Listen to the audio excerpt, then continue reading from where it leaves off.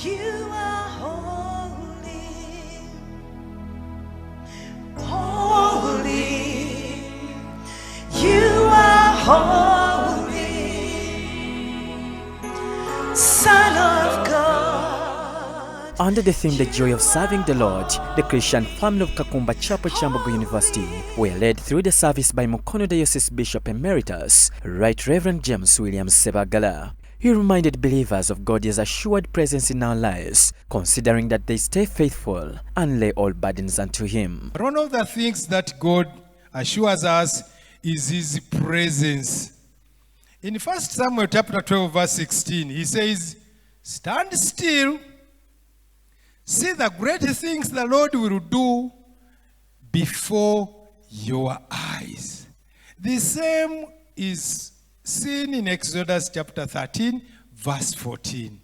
As you gather here this morning, I believe that God has brought you for a purpose. There are lots of challenges, but He says that if you get to me, just stand still. You will see the great things the Lord will do before your eyes. On the other hand, Dr. Lee Hayward, based on the topic A Renewed Mind, to deliver his sermon at St. Stephen's Kisugu Church of Uganda. Dr. Hayward urged Christians to desist from wasteful ways of thinking in order to obtain a clear understanding of God's will for their lives. His teaching was derived from the books of Romans chapter 12 verses 1 to 2 and 2 Corinthians chapter 10 verses 1 to 6. Solomon was on to something, and it's echoed in the words of the Apostle Paul. Paul is saying the way we think determines the way we act. If our thinking is faulty, or we buy into false ideas, or we buy the lies of the enemy of our souls, or we tell ourselves lies, guess what will happen to us?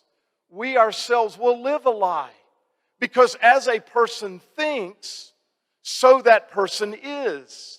The way we think determines the way in which we live. Lastly, at St. Francis Chapel, Makerere University, thousands of Christians were led through the service by Reverend Dr. Lydia Chitahimbwa, and in her sermon, she called on the church to rely on the gospel in order to ensure discipleship, not converts.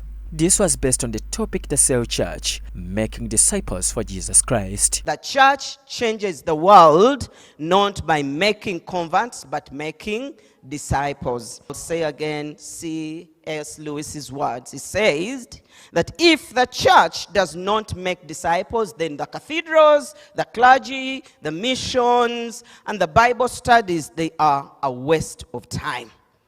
So the call, brothers and sisters, is that we make discipleship. We make disciples. My prayer is that St. Francis Chapel will be a church gifted and anointed in disciple making. So this morning, may that anointing fall upon each one of us to be disciple makers. He's my Redeemer,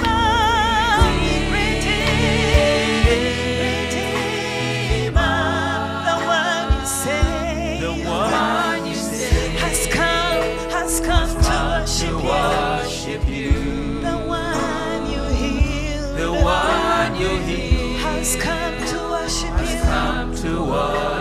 you, the one you held,